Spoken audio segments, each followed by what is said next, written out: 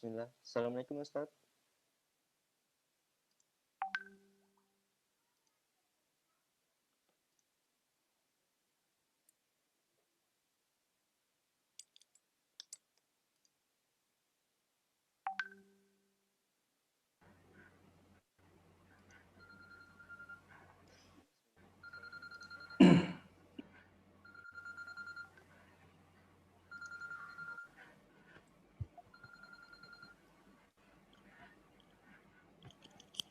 Halo, Assalamualaikum Bu.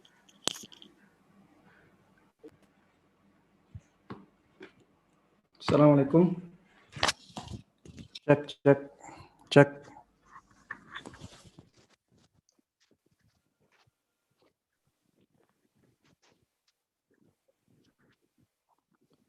Assalamualaikum Ustaz.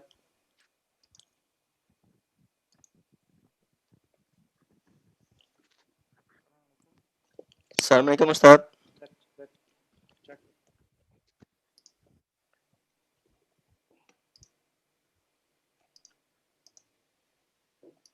Cek, cek. Suaranya terdengar? Terdengar Ustaz. Baik. Bismillah. Assalamualaikum. Sehat Ustaz?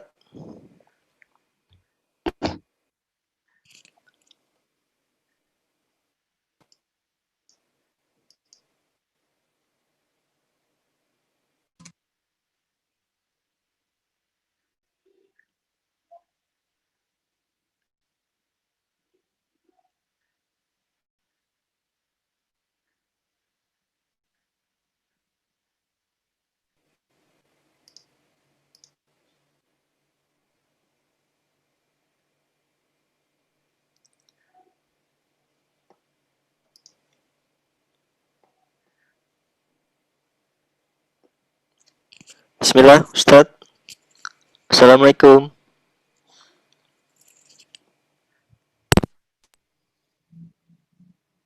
Bismillah Ustaz.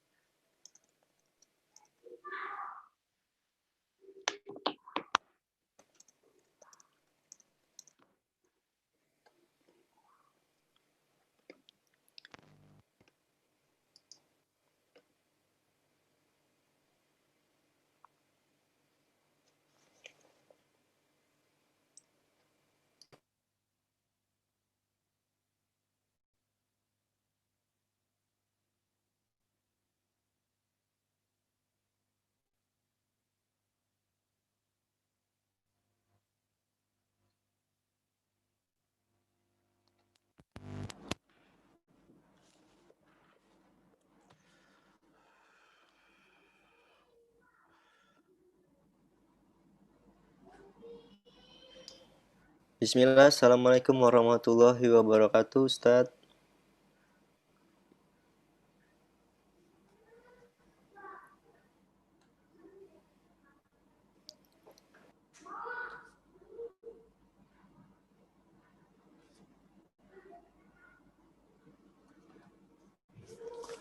Baik, bisa mulai? Tafadhal Ustaz.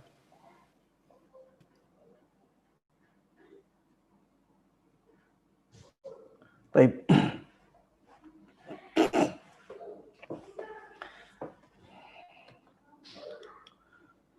Bismillahirrahmanirrahim.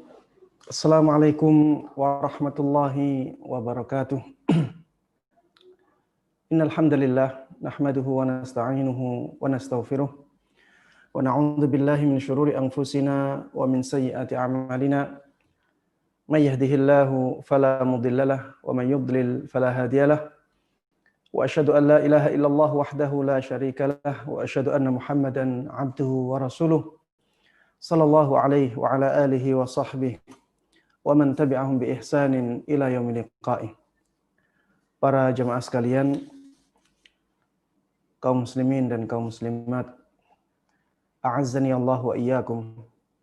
Semoga Allah Subhanahu wa taala memberikan kemuliaan dan kekuatannya kepada kita semuanya.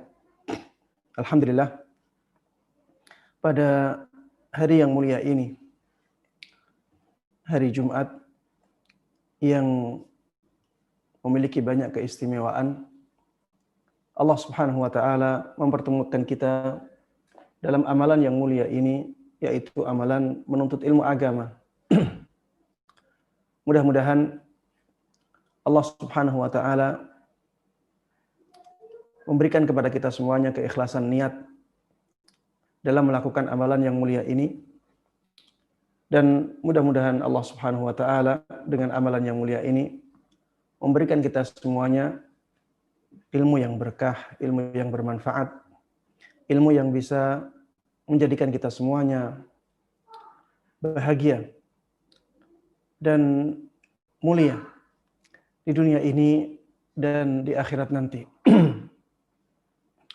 Salawat dan salam semoga selalu terlimpahkan kepada junjungan kita yang sangat kita cintai, sangat kita kagumi, selalu kita taati dan kita percayai, Nabi Agung Muhammad sallallahu alaihi wasallam.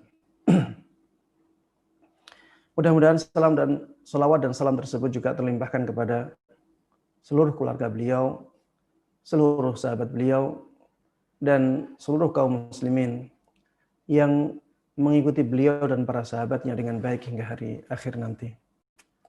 Ikhwati wa akhwati fillah, rahimani wa rahimakumullah. Pada kesempatan kali ini kita akan memasuki Kitabut Taharah. Maksudnya adalah hadis-hadis ya yang akan kita bahas pada kesempatan kali ini akan membahas tentang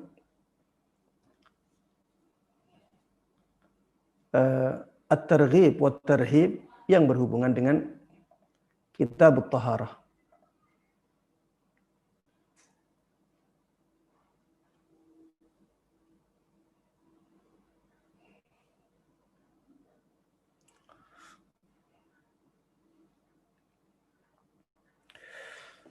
Baik. Subbab yang pertama yang dibawakan oleh Imam Al-Mundhiri rahimahullahu taala adalah at-tarhib min at-takhalli ala turqin nas aw dhillihim aw mawaridihim wa at-targhib fil inhirafi an istiqbalil qiblah wa istidbariha. Ancaman bagi orang yang buang air,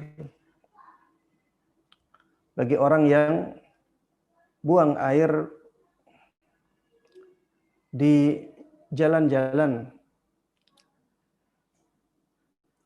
yang digunakan oleh manusia untuk lewat, atau tempat-tempat yang teduh yang digunakan oleh orang-orang untuk berteduh, atau di tempat-tempat air, ya tempat-tempat manusia mengambil air. Ini semuanya ada ancamannya, ya. Buang air, ya maksudnya buang kotoran manusia di tempat-tempat yang seperti ini, itu merupakan dosa besar karena ada ancaman khususnya. Jalan-jalan yang dipakai oleh manusia untuk lewat, jangan sampai kita kotori. Kemudian tempat-tempat berteduh ya, yang biasanya digunakan oleh manusia untuk berteduh saat panas, jangan sampai dikotori. Begitu pula tempat-tempat yang biasanya didatangi oleh manusia untuk mengambil air, jangan sampai dikotori. Karena ada laknatnya. Ya. Hal itu mendatangkan laknat bagi pelakunya. Juga anjuran untuk tidak menghadap ke kiblat atau tidak membelakangi kiblat saat buang air, ya. Saat buang hajat. Baik. Di sini Imam Al-Mundhiri rahimahullahu taala menyebutkan banyak hadis, ya. Yang akan kita baca hanya 4 hadis saja. Karena ini mewakili hadis-hadis yang lain. Baik, hadis yang pertama adalah hadis dari sahabat Abu Hurairah radhiyallahu taala anhu. Bahwa Rasulullah sallallahu alaihi wasallam dahulu telah bersabda, "Ittaqu al-la'inain." Ittaqu al-la'inain. Takutlah kalian kepada 2 orang yang melaknat. Takutlah kalian kepada 2 orang yang melaknat. Ketika mendengar ucapan ini, para sahabat Nabi Muhammad sallallahu alaihi wasallam bertanya, "Wa man la'inani ya Rasulullah?" Apa yang engkau maksud dengan 2 orang yang melaknat itu, wahai Rasulullah sallallahu alaihi wasallam? Maka Rasulullah sallallahu alaihi wasallam menjawab, "Alladzi yatakhalla fi turuqin nas au fi dhillihim." 2 orang yang melaknat tersebut adalah orang yang buang hajat di jalan-jalan yang digunakan oleh manusia untuk lewat. Au fi dhillihim, atau orang yang buang hajat di tempat teduhnya orang-orang. Maksudnya di tempat-tempat teduh yang digunakan oleh orang-orang untuk berteduh. Takutlah kalian kepada 2 orang yang melaknat. Kemudian dijelaskan oleh Rasulullah SAW, siapakah 2 orang yang melaknat tersebut? 2 orang yang melaknat tersebut adalah, yang pertama orang yang buang hajat di jalan-jalan yang digunakan oleh manusia untuk lewat. Yang kedua, orang-orang yang buang hajat di tempat teduhnya manusia. Tempat-tempat teduh yang digunakan oleh manusia untuk berteduh. Di dalam hadis ini, kita bisa mengambil beberapa pelajaran. Pelajaran yang pertama adalah bahwa Islam adalah syariat yang sangat mulia dan penuh dengan rahmat. Syariat Islam ini adalah syariat yang penuh dengan rahmat dan penuh dengan kemuliaan. Makanya melarang hal-hal yang mendatangkan sesuatu yang berbahaya untuk diri seseorang. Ya.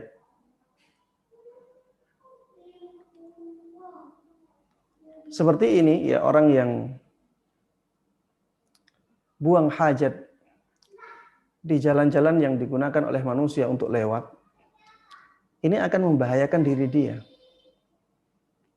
Karena orang-orang akan berdoa keburukan untuk dia. Orang-orang akan melaknat pelakunya. Dan itu akan mengenai orang yang melakukan hal tersebut. Makanya Islam melarangnya. Karena ya, kalau ada orang yang buang hajat di jalan, itu berarti dia menzalimi banyak orang. Ketika dia menzalimi banyak orang, maka doa orang-orang yang dizaliminya akan menjadi mustajab. Ketika orang-orang yang dizalimi tersebut berdoa keburukan, apa yang akan terjadi? Keburukan akan mengenai pelaku yang melakukannya, ya, pelaku buang hajat sembarangan itu. dan akan mengenai diri dia sendiri, ya. Ini yang tidak diinginkan oleh Islam. Islam tidak menginginkan manusia terganggu, ya. Maslahat umum terganggu. Islam juga tidak menginginkan maslahat khusus terganggu. Dengan adanya perbuatan seperti ini, masyarakat umum terganggu. Terganggu dengan baunya, ya, yang asalnya bisa jalan dengan tenang, ya, akhirnya terganggu, ya, menjadi tidak nyaman. Dan tidak hanya 1-2 orang, banyak manusia akan terganggu dengan perbuatannya tersebut. Pelakunya juga akan terganggu dengan doa-doa keburukan orang-orang, ya, yang terganggu. Sehingga ada 2 mudarat di sini. Islam tidak menginginkan adanya hal ini. Ini menunjukkan betapa besarnya rahmat Islam kepada manusia. Islam juga ajaran yang penuh dengan kemuliaan. Makanya melarang hal-hal yang mengurangi kemuliaan seseorang. Coba lihat ya. Buang hajat di jalan orang, ini sesuatu yang sangat merendahkan pelakunya. Ini orang-orang yang melakukan seperti ini, ya, pantas untuk direndahkan. Makanya Allah Subhanahu wa taala tidak melarang laknat, ya, tidak melarang orang-orang untuk melaknat pelakunya. Tidak diingkari oleh Rasulullah sallallahu alaihi wasallam dalam hadis ini. Tidak diingkari. Dan orang yang dilaknat itu akan menjadi sangat rendah karena dijauhkan dari rahmat Allah Subhanahu wa taala. Makanya Islam tidak menginginkan yang seperti ini. Islam menginginkan semua orang mulia. Orang yang melakukan buang hajat di jalan manusia, ya, ini merendahkan diri dia dan dia merendahkan orang lain. Dia tidak menganggap orang lain itu berharga. Makanya dia kotori jalan-jalan orang, ya, sehingga orang terganggu. Dan perbuatan tersebut akan merendahkan dirinya. Dia akan direndahkan oleh manusia. Ini sesuatu yang mengganggu kemuliaan, ya. Makanya Islam melarangnya. Pelajaran yang berikutnya yang bisa kita ambil, ya, dari hadis ini adalah bahwa akibat buruk itu biasanya dilakukan oleh pelakunya sendiri, ya. Akibat buruk yang datang kepada seseorang, ya, itu biasanya akibat dari perbuatannya sendiri. Seperti ini, ya. Katakan ittaqul la'inain, takutlah kepada 2 orang yang melaknat. Siapakah 2 orang yang melaknat? Dikatakan oleh Rasulullah, orang yang buang hajat di jalan-jalan orang, di jalan-jalan manusia, jalan-jalan yang dipakai oleh manusia untuk lewat. Au fi dhillihim, atau orang yang buang hajat di tempat-tempat teduh yang dipakai oleh manusia untuk berteduh. Di sini laknat disandarkan kepada pelaku buang hajat. Seakan-akan Rasulullah Shallallahu Alaihi Wasallam ingin mengatakan bahwa yang mendatangkan laknat kepada dirinya itu dia sendiri. Yang mendatangkan laknat kepada dirinya itu dirinya sendiri. Makanya jangan sampai kita berprasangka atau beranggapan bahwa ketika kita menzalimi orang, itu akibat buruknya tidak akan kembali ke kita. Tidak demikian. Ketika kita menzalimi orang lain, akibat buruk kezaliman tersebut akan kembali ke kita. Minimal dosanya. Minimal, ya, kita menzalimi diri kita sendiri dari sisi dosanya. Bahwa dosa akan kita terima ketika kita menzalimi orang lain. Belum apabila kezaliman tersebut mendatangkan kemarahan atau mendatangkan bahaya dari orang lain. Ketika kita menzalimi orang lain, orangnya ingin balas dendam, maka kita yang akan celaka. Ya. Intinya, jangan sampai kita beranggapan bahwa kezaliman yang kita lakukan kepada orang lain itu akibat buruknya hanya dirasakan oleh orang lain itu. Tidak.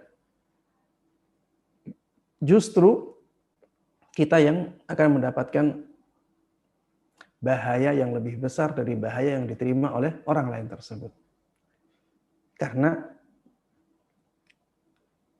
kita harus memikul dosanya.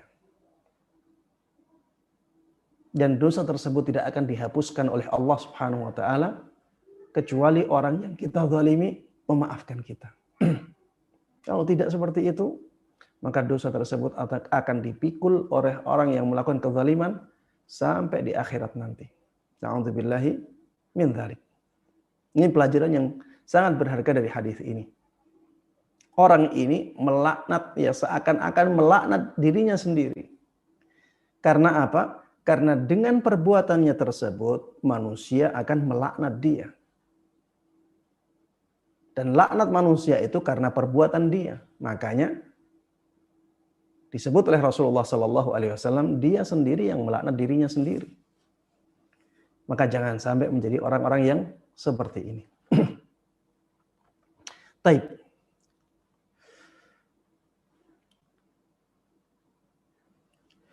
Hadis yang berikutnya, hadis yang hampir sama tapi beda jumlahnya. Kalau yang tadi ittaqul la'inain, takutlah kepada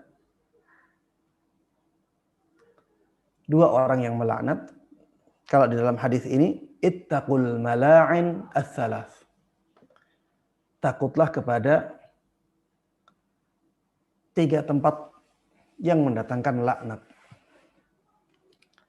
Takutlah kepada tiga tempat yang mendatangkan laknat.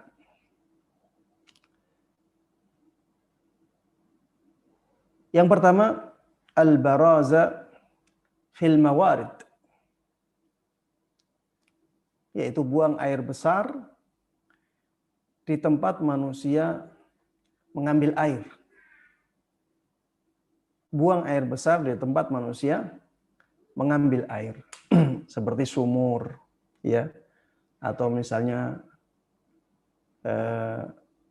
danau, seperti misalnya sungai, ya, atau misalnya sumber. Ini tempat-tempat manusia mengambil air. Jangan sampai kita melakukan hal yang seperti ini, ya, karena ini mendatangkan laknat dari manusia. Wa qari'atit tariq, wa qari'atit turuq.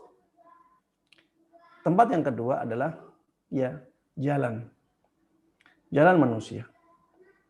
Jalan-jalan yang biasa dilewati oleh manusia. Jangan sampai ya ada yang buang hajat di jalan tersebut. Kemudian yang ketiga, adzil, yaitu tempat teduh. Maksud dari tempat teduh adalah tempat-tempat yang teduh yang biasa digunakan oleh orang-orang untuk berteduh. Ya, ini ada tiga tempat yang mendatangkan laknat. Yang dua sudah disebutkan di hadis yang sebelumnya. Ya. Tambahannya di sini adalah tempat mengambil air, ya, tempat mengambil air. Dari dua hadis ini ya kita bisa mengambil kesimpulan bahwa jangan sampai kita mengganggu manusia dengan ya kotoran kita. Jangan sampai kita mengganggu manusia dengan kotoran kita, terutama di tempat-tempat berkumpulnya manusia. Karena itu akan mendatangkan doa-doa buruk dari banyak orang. Makanya yang disebutkan di dalam hadis ya, ini bukan pembatasan. Ini bukan pembatasan. Ini hanya sebagai penyebutan contoh saja. Intinya itu jangan sampai kita buang hajat di tempat-tempat manusia datang. Di tempat manusia berkumpul. Di tempat-tempat yang dibutuhkan oleh manusia. Di sini pasar tidak disebutkan. Ya, pasar tidak disebutkan. Apakah berarti boleh buang hajat di pasar? Kita katakan tidak. Pasar mungkin lebih dari yang disebutkan di sini karena banyaknya orang yang datang ke pasar lebih banyak dari orang-orang yang datang di tempat-tempat yang disebutkan oleh Rasulullah SAW ini. Dan hasilnya sama. Ketika seseorang buang hajat di pasar, maka orang-orang akan terganggu dan mereka akan berdoa dengan doa keburukan karena mereka terzalimi. Dan ini sangat membahayakan, apalagi kalau mereka berdoa dengan doa-doa laknat ya. Didengar oleh Allah Subhanahu wa taala. Bagaimana besarnya efek buruk dari perbuatan ini. Begitu pula masjid, apalagi masjid. Masjid tidak disebutkan di sini. Tapi bukan berarti tidak masuk dalam hadis ini, masuk karena sama maknanya. Ilahnya adalah mengganggu manusia. Maka ketika kita buang ya hajat, pilihlah tempat-tempat ya yang tidak mengganggu manusia. Ya, pilihlah tempat-tempat yang tidak mengganggu manusia. Mungkin di kota-kota besar ya, kenyataan yang seperti itu sedikit. Tapi di desa-desa yang pelosok ya, mungkin masih ada orang yang melakukan seperti ini.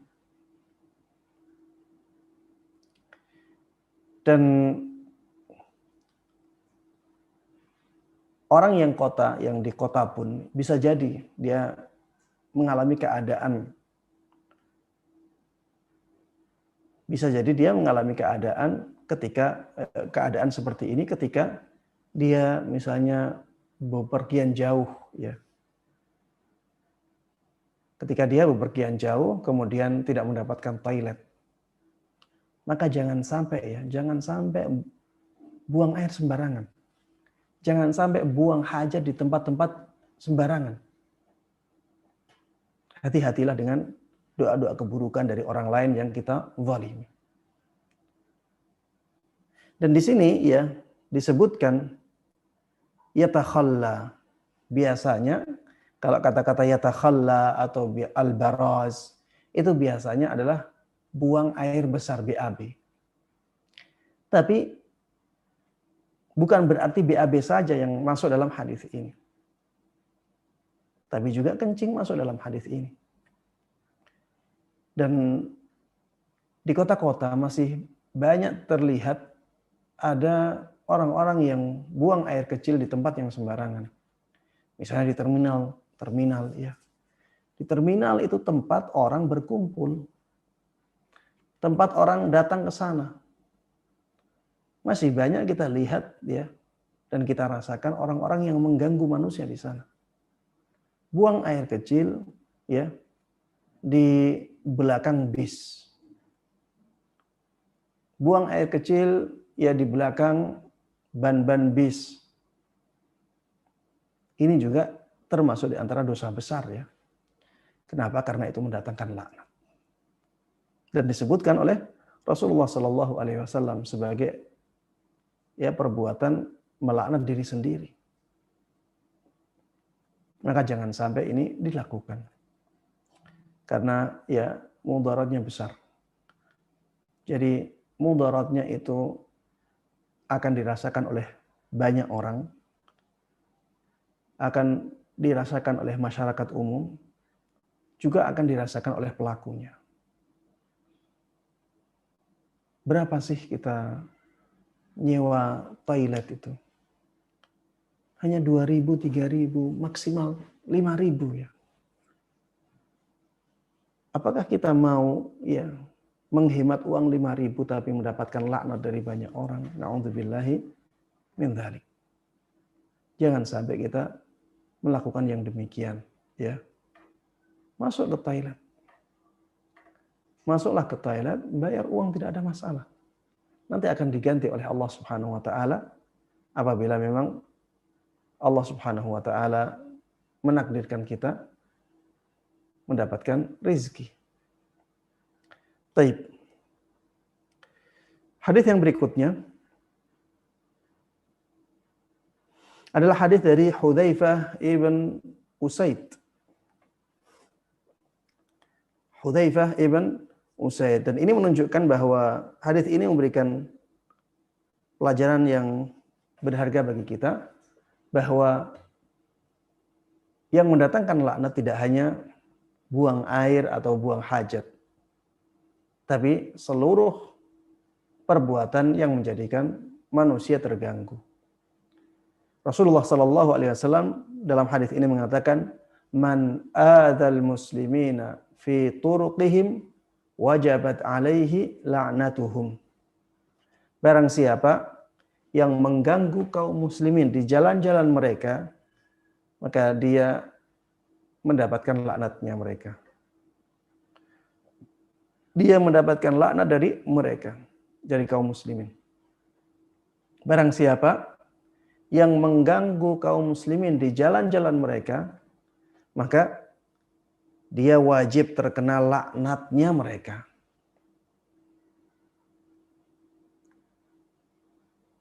Di sini disebutkan adzal muslimin, mengganggu kaum muslimin. Tidak disebutkan mengganggu kaum muslimin dengan buang hajatnya. Maka ya, kita harus benar-benar memperhatikan orang lain. Jangan sampai kita mengganggu mereka, karena itu akan mendatangkan laknatnya mereka. Jalan-jalan, ya kalau ada gangguan, maka singkirkan gangguan itu. Dan niatkan untuk ibadah kepada Allah Subhanahu wa taala. Niatkan untuk mendapatkan pahala dari Allah Subhanahu wa taala. Bukankah Rasulullah sallallahu alaihi wasallam dahulu telah bersabda, "Al-imanu bad'un, al-imanu bid'un wa sab'una syu'bah au wa sittuna syu'bah." Iman itu ada 70 sekian cabang atau 60 sekian cabang. Fa'alaha la ilaha illallah. Cabang yang paling tinggi adalah la ilaha illallah. Wa adnaha imatatul adza 'anit tariq. Dan yang paling rendah adalah menyingkirkan gangguan dari jalan manusia. Kalau ada gangguan, hilangkan. Ada paku misalnya yang mungkin saja paku tersebut bisa mengganggu manusia, ya mengganggu orang karena bisa menusuk bannya, maka singkirkan. Ini termasuk ya cabang dari keimanan. Melakukannya akan mendatangkan pahala. Maka hilangkan. Kalau ada kaca misalnya akan membahayakan orang yang lewat, ya maka ambil kaca itu, singkirkan. Wal haya'u syu'batun min syu'abil iman, dan rasa malu itu salah satu dari cabang keimanan. Baik.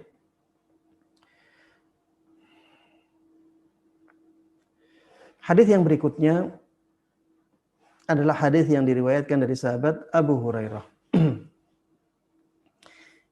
Hadis ini yang menjelaskan tentang anjuran untuk tidak menghadap ke kiblat atau membelakanginya ketika kita sedang buang hajat.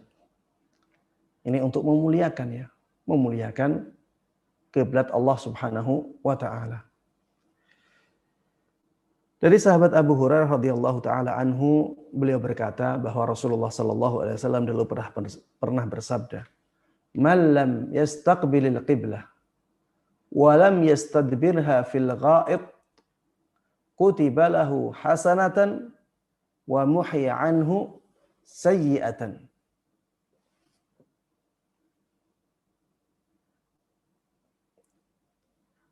barang siapa yang tidak menghadap ke kiblat dan tidak membelakanginya saat buang hajat, maka dicatat satu kebaikan untuknya dan dihapuskan darinya satu keburukan.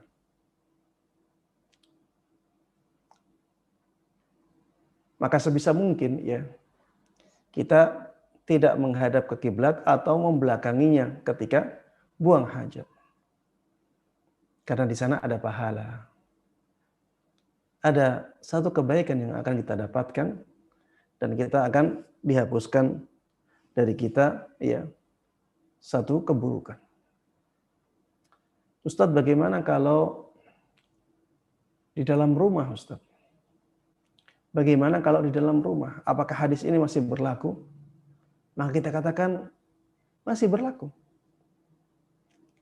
Karena hadisnya umum. Siapapun. Hadisnya ada kata-kata man. Ini man asyartiyah. Ini termasuk di antara isim syarat. Dan isim syarat ini menunjukkan makna umum. Maksudnya semua orang yang tidak menghadap ke kiblat dan tidak membelakangi kiblat saat buang hajat, maka dia akan mendapatkan satu kebaikan dan dihapuskan darinya satu keburukan. Semua orang. Baik dia buang hajatnya di dalam rumah, di dalam bangunan, ataupun di luar bangunan, sama saja. Dan ini menunjukkan ya bahwa sebaiknya ketika kita mendesain rumah kita, sebaiknya kita tidak menghadapkan toiletnya ke kiblat atau tidak menjadikan toiletnya membelakangi kiblat. Agar apa? Agar kita mendapatkan pahala. Saat buang hajat kita mendapatkan pahala. Karena ketika itu kita tidak menghadap ke kiblat dan tidak membelakangi kiblat sama sekali. Ustadz, bagaimana kalau di dalam rumah sudah jadi toiletnya menghadap ke kiblat atau toiletnya membelakangi kiblat? Kalau kita bisa, maka ubah. Kalau kita bisa, maka ubah arahnya. Kalau di Indonesia berarti bisa menghadap ke utara, bisa menghadap ke selatan. Jangan menghadap ke barat atau menghadap ke timur. Karena kalau kita menghadap ke barat berarti kita menghadap ke kiblat saat buang hajat. Kalau kita menghadap ke timur berarti kita membelakangi kiblat ketika kita buang hajat. Maka ganti ya. Kalau bisa, saya tidak mewajibkan. Karena kalau di dalam bangunan ya saya menguatkan pendapat yang membolehkan. Kita dibolehkan untuk menghadap ke kiblat atau membelakangi kiblat apabila kita buang hajatnya dalam sebuah bangunan. Apabila kita buang hajatnya dalam sebuah bangunan. Memang ada pendapat lain yang mengatakan larangan tersebut adalah larangan yang mutlak, larangan yang umum. Baik di dalam bangunan ataupun di luar bangunan. Tapi hadis Ibnu Umar ya ketika melihat Rasulullah Shallallahu Alaihi Wasallam buang hajat, membelakangi kiblat ya, dan berada di sebuah bangunan, itu bisa menjadi dalil yang mengkhususkan keumuman larangan. Bahwa ketika di dalam rumah atau di dalam sebuah bangunan, seseorang dibolehkan untuk menghadap ke kiblat atau membelakanginya. Adapun ketika di luar bangunan, ya, maka tidak boleh membelakangi kiblat dan tidak boleh menghadap ke kiblat. Wallahu taala a'lam. Namun, ya, walaupun toilet kita di dalam rumah, tetap saja sebaiknya kita hadapkan ke tempat lain. Ya, selain arah kiblat. atau arah yang membelakangi kiblat. Sebaiknya demikian karena adanya hadis ini. Adanya hadis ini memang sudah keluar dari larangan, tapi kita akan kehilangan keutamaan yang ada dalam hadis ini. Keutamaan yang ada dalam hadis ini adalah barang siapa yang ketika buang hajat dia tidak menghadap ke kiblat dan tidak membelakanginya, maka dia akan mendapatkan satu pahala dan satu dosa juga akan dihapus dari dia. Baik. Ini yang berkaitan dengan subbab yang pertama, yaitu ancaman buang hajat di jalan manusia atau di tempat teduh mereka atau di tempat mereka datang untuk mengambil air, dan anjuran untuk tidak menghadap dan membelakangi kiblat saat buang hajat. Tapi kita beranjak ke subbab yang berikutnya. Subbab yang berikutnya adalah at-tarhib minal bauli fil ma'i wal mughtasali wal juhri. Ancaman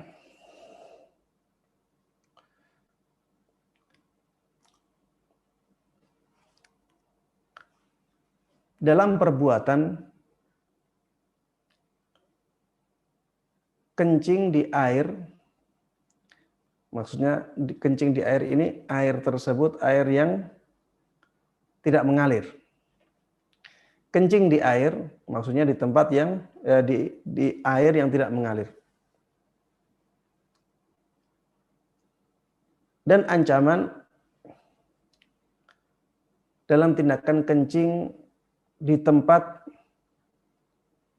mandi. Dan ancaman dalam tindakan kencing di lubang. Jadi ada 3 tempat yang disebutkan oleh Rasulullah SAW secara khusus yang di dalamnya kita dilarang untuk kencing, yaitu air yang berhenti, air tersebut tidak mengalir, kemudian tempat mandi dan lubang, lubang apapun. Taib. Ini semuanya ada ancamannya. Hadis yang pertama yang disebutkan oleh Imam Al-Mundhiri adalah hadis Jabir ibn Abdullah radhiyallahu taala anhu dari Nabi Shallallahu alaihi wasallam, bahwa beliau mengatakan bahwa beliau melarang untuk kencing di air yang berhenti. Annahu sallallahu alaihi wasallam naha an yubala fil ma'ir raqid. Bahwa sesungguhnya Nabi Muhammad sallallahu alaihi wasallam telah melarang kencing di air yang tidak mengalir. Air yang berhenti, air yang tidak mengalir.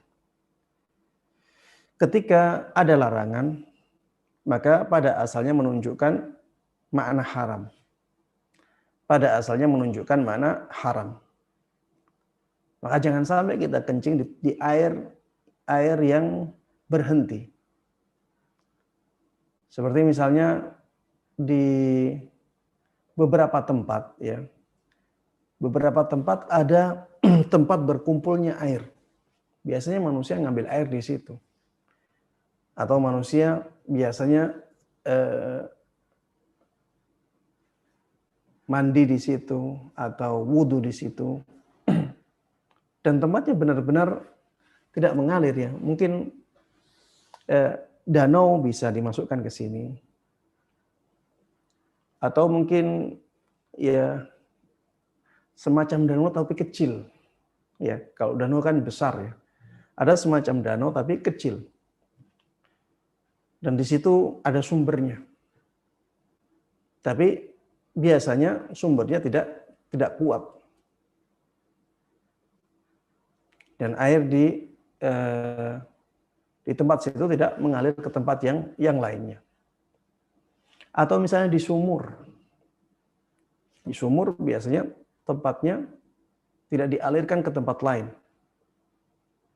airnya tetap di situ. Orang-orang ngambil dari sumur tersebut. Ini dilarang untuk dikencingi. Dan larangan tersebut adalah larangan yang mengharamkan. Taib. Kalau ada yang bertanya, Ustadz, bagaimana kalau airnya banyak, Ustadz? Kan tidak najis. Tidak menjadikan airnya najis. Karena kalau air banyak, ya, kemudian dikencingi, dan tidak mengubah sifat dasar dari air tersebut, maka airnya tetap dianggap suci. Seperti air danau, ya. Dia tidak mengalir ke tempat lain. Kemudian ada orang kencing di situ, airnya banyak sekali. Maka air tersebut ya tidak menjadi najis. Karena airnya sangat banyak sekali dan baunya tidak berubah, warnanya tidak berubah, ya, rasanya tidak berubah. Sehingga tidak menjadikan air tersebut najis. Apakah tetap dilarang kencing di tempat itu? Jawabannya iya. Walaupun kencingnya tidak menjadikan air najis, tetap saja kencing di situ diharamkan, dilarang oleh Nabi kita Muhammad SAW. Karena larangannya mutlak, larangannya umum. Bahwa Rasulullah SAW melarang kencing di tempat yang airnya tidak mengalir. Dan tidak ada perincian, misalnya kecuali kalau airnya tidak najis karena kencingnya.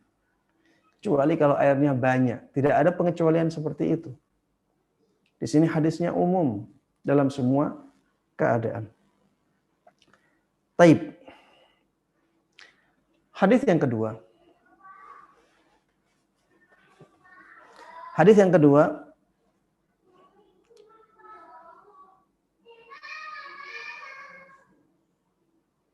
yang kedua adalah hadis yang diriwayatkan dari sahabat Abdullah ibn Yazid radhiyallahu taala anhu, bahwa beliau meriwayatkan dari Nabi kita Muhammad sallallahu alaihi wasallam, sabda beliau, la yunqa baulun fi qastin fil bait. La yunqa baulun fi qastin fil bait. Jangan sampai kencing itu dikumpulkan dalam satu wadah di dalam rumah. Jangan sampai kencing itu dikumpulkan dalam satu wadah di rumah. Fa innal malaika, karena sesungguhnya para malaikat, la tadkhulu baitan fihi baulun muntaqa. Para malaikat tidak akan mau masuk rumah yang di dalamnya ada air kencing yang dikumpulkan. Wala tabulanna fi mughtasalik, dan jangan sekali-kali engkau kencing di tempat mandimu. Jangan sampai engkau kencing di tempat mandimu. Sebagian ulama mengatakan karena biasanya kalau kencing di tempat mandi itu akan menjadikan seseorang ya was-was. Akan menjadikan seseorang was-was. Karena kalau kencing di tempat mandi itu airnya akan nyiprat kemana-mana. Karena dia kencing di situ, dia mandi di situ, sehingga kencing yang ada di situ akhirnya muncrat kemana-mana. Ya, kita harus memahami hadis ini sebagaimana keadaan di zaman Nabi Muhammad SAW. Di zaman Nabi Muhammad SAW, ya, orang ketika mandi itu tidak seperti di zaman kita, ya. Di zaman kita sanitasi air itu bagus, ya. Makanya ketika kita mandi di tempat itu, kemudian setelah itu kita siram, kencingnya sudah hilang, ya. Kencingnya sudah hilang, ya, karena mengalir bersama air. Adapun di zaman Nabi Muhammad SAW dan di zaman dahulu, ya, biasanya tidak demikian. Jadi orang ketika kencing, di tempat mandinya, kencingnya ada di bawahnya. Sanitasi airnya tidak bagus biasanya, ya. Sehingga ini yang menjadikan Rasulullah SAW melarang orang untuk mandi di tempat melarang untuk kencing di tempat mandinya. Melarang orang untuk kencing di tempat mandinya karena hal itu akan menjadikan dia was-was dan mungkin saja ya kencingnya akan kemana-mana dengan kecipratan air, dengan cipratan air yang setelahnya. Baik. Intinya di dalam hadis ini ya ada penjelasan yang sangat berharga bagi kita. Jangan sampai kita meninggalkan kencing terkumpul pada suatu tempat di rumah kita. Karena malaikat tidak akan mau masuk ke rumah tersebut. Makanya ya ketika kita kencing di toilet dan toiletnya ada genangan airnya, segera disiram. Segera disiram. Karena itu masuk dalam hadis ini. La yunqa' baulun fi tastin fil bait. Jangan sampai air kencing itu dikumpulkan dalam suatu wadah di dalam rumah. Kalau misalnya kita kencing di toilet, ya, dan toiletnya pasti ada wadahnya di bawahnya. Kemudian kita tidak siram, maka masuk dalam hadis ini. Wallahu ta'ala a'lam. Maka ketika kita kencing di toilet yang ada genangan airnya, maka cepat-cepat disiram. Setelah itu, ya setelah kita buang hajat, buang air, ya cepat-cepat disiram. Agar ya malaikat tetap mau masuk ke rumah kita. Karena tidak ada air kencing yang mengumpul di suatu tempat di rumah kita. Taib. Hadis yang berikutnya adalah hadis yang diriwayatkan dari sahabat Qatadah. Bukan sahabat ya, Qatadah ini tabi'in. Qatadah meriwayatkannya dari Abdullah ibn Sarjis. Qatadah meriwayatkan hadis ini dari Abdullah ibn Sarjis, orang sahabat yang mulia radhiyallahu taala anhu. Apa hadisnya? Ini yang berkaitan dengan larangan untuk kencing di lubang. Larangan kencing di lubang. Hadis ini tidak disebutkan oleh Syekh Albani rahimahullahu taala karena beliau melemahkannya. Dan yang kita kaji adalah kitab beliau Sahihut Targhib wa Tarhib. Jadi hadis-hadis yang beliau nilai sahih dari kitab At-Targhib wa Tarhib. Dan hadis ini dinilai lemah oleh Syekh Albani rahimahullahu taala. Namun setelah saya melihat perkataan ulama yang lain, banyak ulama yang minimal menghasankannya. Ya. Banyak ulama lain yang minimal menghasankannya. Kenapa? Alasan Syekh Albani melemahkan karena Qatadah ya tabi'in ini, seorang ulama tabi'in ini, Qatadah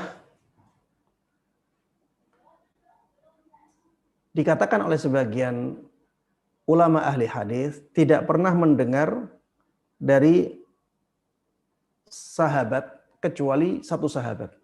Dan satu sahabat tersebut bukan Abdullah ibn Sarjis.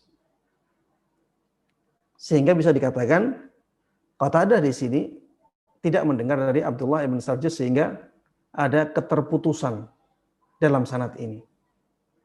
Makanya Syekh Albani rahimahullahu taala melemahkan hadis ini.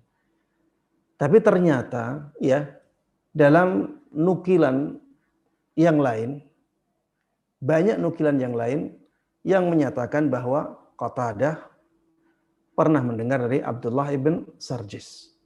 Di antara nukilan tersebut adalah nukilan dari Imam Ahmad rahimahullahu taala. Ketika ditanya apakah Qatadah itu mendengar dari Abdullah ibn Sarjis, Imam Ahmad mengatakan na'am, iya. Dan ketika ada penjelasan yang menafikan dan penjelasan yang menetapkan, ya, itu biasanya yang dimenangkan adalah pendapat yang menetapkan. Ketika ada penjelasan yang menafikan sesuatu dan penjelasan lain yang menetapkan sesuatu yang sama, itu biasanya yang dibenarkan adalah yang menetapkan. Karena al-alimu hujjatun ala man la ya'lam. Orang yang tahu itu menjadi hujjah atas orang yang tidak tahu. Orang yang tahu itu menjadi hujjah atas orang yang tidak tahu. Dia punya ilmu yang lebih. Biasanya demikian. Baik, makanya ya saya baca hadis ini karena ketika kita katakan bahwa Qatadah itu mendengar dari Abdullah ibn Sarjis berdasarkan penjelasan dari Imam Ahmad rahimahullah ta'ala dan ulama-ulama yang lainnya, maka berarti hadis ini sanadnya sambung.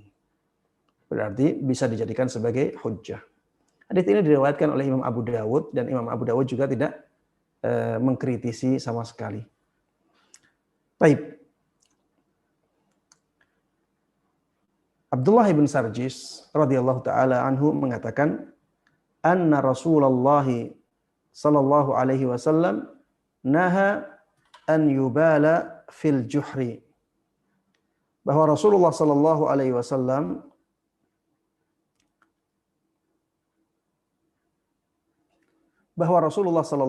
wasallam melarang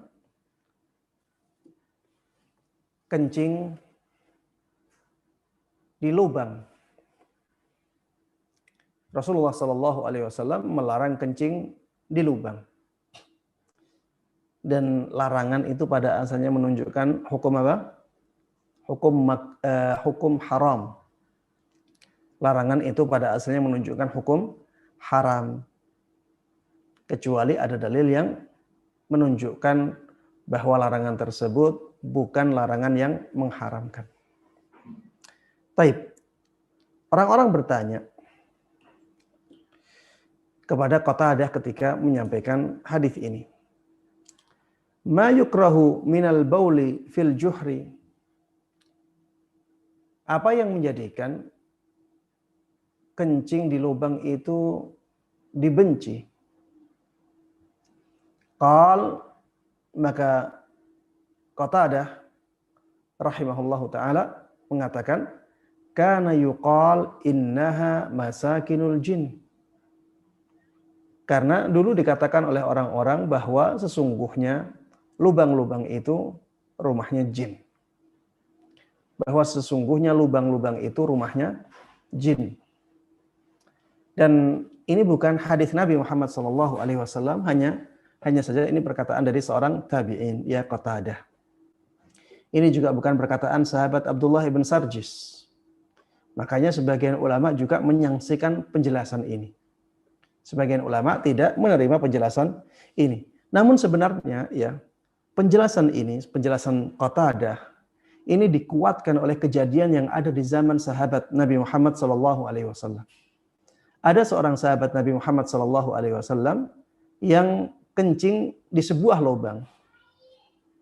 Kencing di sebuah lubang. Setelah itu langsung mati.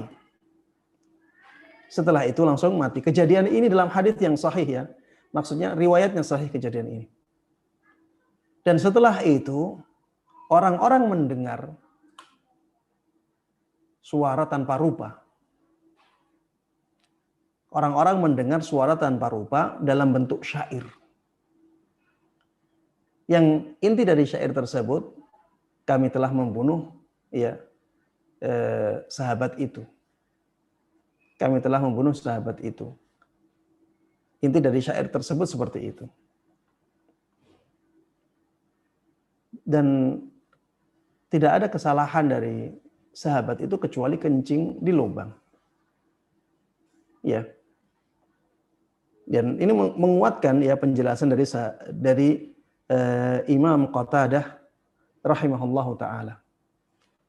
Kana yuqal innaha masakinul jin. Sahabat tersebut dibunuh oleh jin dengan panahnya. Ada yang menjelaskan tubuh sahabat itu menjadi hijau warnanya. Subhanallah. Jadi kencing di tempat tempat lubang ya, di lubang-lubang itu bahaya ya, jangan kita lakukan. Karena bisa jadi lubang tersebut rumahnya jin dan bisa jadi jinnya marah. Bisa jadi jinnya marah karena terganggu kencing kita. Dan jin bisa terganggu oleh kita ya. Jin itu bisa terganggu oleh kita. Sebagaimana kita bisa terganggu oleh jin. Jin juga bisa terganggu oleh kita. Maka jangan sampai kita ya melakukan sesuatu yang mengganggu mereka. Dan Rasulullah SAW sudah menyampaikan kepada kita. Beliau melarang untuk kencing di lubang-lubang. Taib. Dan dari hadis seperti ini ya kita bisa mengambil kesimpulan bahwa syariat Islam ini tidak hanya memperhatikan maslahat manusia saja, tapi juga memperhatikan maslahat bangsa jin. Dan memang ya syariat Islam ini bukan hanya untuk manusia ya. Syariat Islam ini ya juga diwajibkan untuk diterapkan oleh bangsa jin. Makanya di dalam Al-Quran ada surat jin, ya. Ada ayat-ayat juga di luar surat jin yang menjelaskan tentang kisah jin yang mendengar Al-Quran, yang mengajak kepada yang hak. Karena memang Al-Quran ini bukan hanya untuk manusia. Al-Quran ini untuk manusia dan bangsa jin. Syariat Islam secara keseluruhan itu untuk manusia juga untuk jin. Makanya disebutkan di dalam Al-Quran, wa ma khalaqtul jinna wal insa illa liya'budun. Aku tidaklah ciptakan jin dan manusia kecuali agar mereka beribadah hanya kepadaku. Dan setelah datangnya Nabi Muhammad SAW, kita tidak mungkin bisa beribadah sesuai dengan apa yang diinginkan oleh Allah Subhanahu wa taala kecuali dengan syariatnya Nabi Muhammad SAW. Makanya di dalam syariat ini ada hal-hal ya yang berhubungan dengan jin. Ada hal-hal yang berhubungan dengan jin. Misalnya kita tidak boleh membersihkan kotoran BAB kita dengan tulang. Dikatakan karena tulang itu makanannya bangsa jin. Ini menunjukkan bahwa syariat ini tidak hanya memperhatikan maslahat bangsa manusia, tapi juga memperhatikan maslahat bangsa jin. Wallahu ta'ala a'lam. Baik. Pembahasan yang berikutnya kita masuk ke subbab yang ketiga. At-tarhib minal kalami 'alal khala'. At-tarhib minal kalami 'alal khala', ancaman dari perbuatan bercakap-cakap ketika sedang buang hajat. Ancaman dari tindakan ngobrol ya ketika sedang buang hajat. Ketika buang hajat ya jangan sampai kita banyak ngobrol. Sebaiknya diam ya dan cepat-cepat diselesaikan. Jangan kita memperlama berada di tempat yang kotor itu ya padahal tidak ada kebutuhan. Makanya para ulama mengatakan bahwa berdiam di tempat-tempat kotor tanpa ada keperluan itu makruh. Berdiam diri di tempat buang hajat tanpa ada keperluan itu makruh. Misalnya, ya ketika kita buang hajat cukup 5 menit atau cukup 10 menit, kemudian kita di sana lama karena ingin menyelesaikan baca koran ya misalnya, atau ingin menyelesaikan video, ya buang hajat sambil bawa HP misalnya, menyelesaikan video padahal buang hajatnya sudah selesai, maka ini tindakan yang makruh, ya harusnya ditinggalkan. Taib. Hadis yang dibawakan oleh Imam Al-Mundhiri rahimahullahu taala adalah hadis yang diriwayatkan dari sahabat Abu Sa'id Al-Khudri. Dia mengatakan bahwa Nabi kita Muhammad sallallahu alaihi wasallam telah bersabda, la yatanajathnani ala ghaitihima yanzuru kullu wahidin minhuma ila aurati sahibihi fa innallaha yamqutu ala dzalik. Jangan sampai dua orang yang sedang buang hajat saling bercakap-cakap, saling panggil memanggil. Mereka saling melihat aurat temannya. Karena sesungguhnya Allah Subhanahu wa taala membenci hal itu. Karena sesungguhnya Allah Subhanahu wa taala membenci hal tersebut. Ini menunjukkan ya bahwa yang seperti ini dilarang. Ya, yang seperti ini dilarang karena Allah Subhanahu wa taala membencinya. Namun ya jumhurul ulama atau mayoritas ulama mengatakan bahwa larangan di sini adalah larangan yang menunjukkan makna makruh, tidak sampai pada derajat yang diharamkan. Sehingga apabila ada kebutuhan untuk menjawab ya panggilan orang lain, maka silahkan dijawab. Kemakruhan menjadi hilang ketika dibutuhkan. Kemakruhan menjadi hilang ketika ada kebutuhan untuk melakukannya. Kalau tidak ada kebutuhan untuk melakukannya, disitulah letak kemakruhannya. Jangan sampai dua orang yang buang hajat itu saling bercakap-cakap, ya, saling panggil memanggil. Mereka saling melihat auratnya temannya, karena sesungguhnya Allah Subhanahu wa taala itu membenci hal itu. Taib.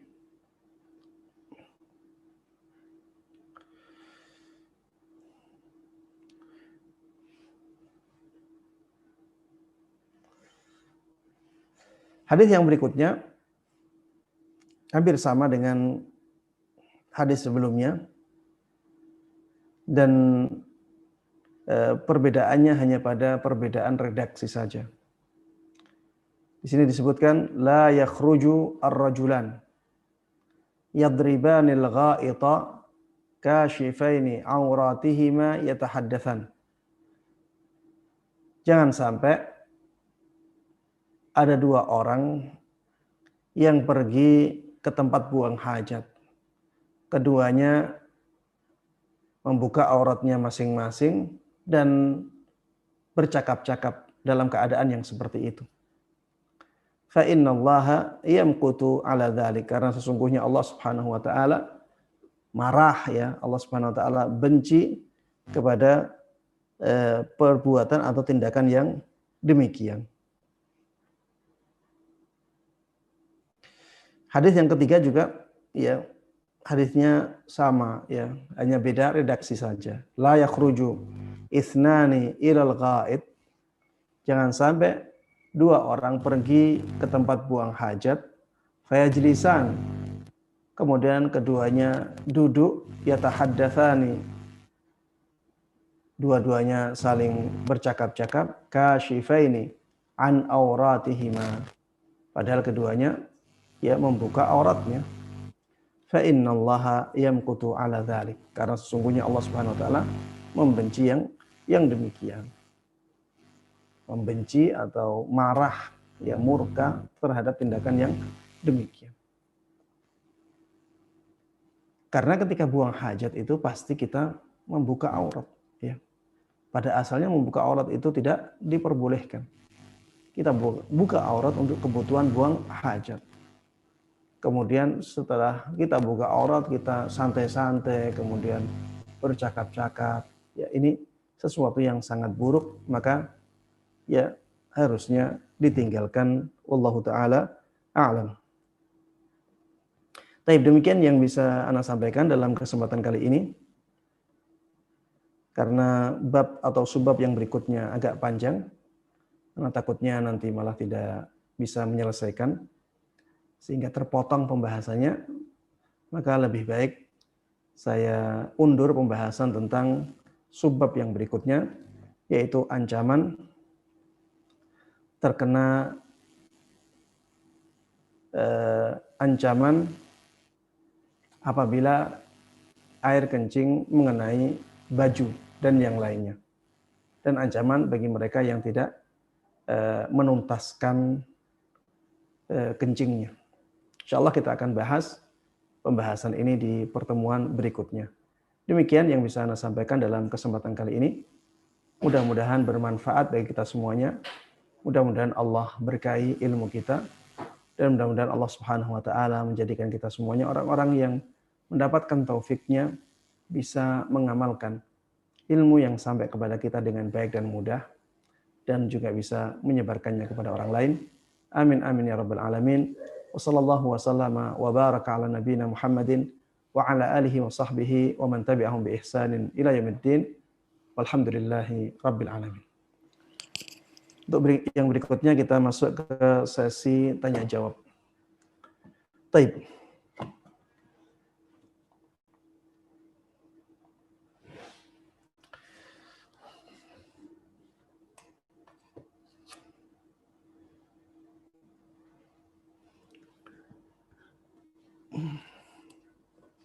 Pertanyaan yang pertama, barakallahu fikum Ustadz wa fikum barakallah.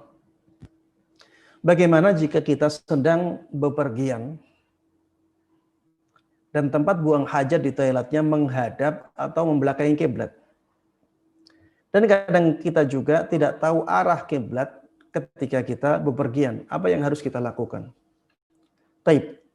Karena pertanyaan ini ditanyakan ke Ana, dan Ana menguatkan pendapat yang mengatakan bahwa menghadap kiblat ketika toiletnya tertutup, toiletnya di dalam sebuah bangunan, ya maksudnya ada bangunan toilet, ya tertutup dari semua arah, ya dari semua sisi, maka tidak ada masalah. Tidak ada masalah baik menghadap ke kiblat ataupun membelakanginya. Tapi ya tadi, kalau kita ingin mendapatkan pahala, ya satu pahala dan dihapuskan dari kita satu dosa, ya kita jangan mengikuti arah toiletnya. Kalau kita ingin seperti itu. Tapi kalau kesulitan, ya ikuti arah toiletnya dan tidak ada masalah.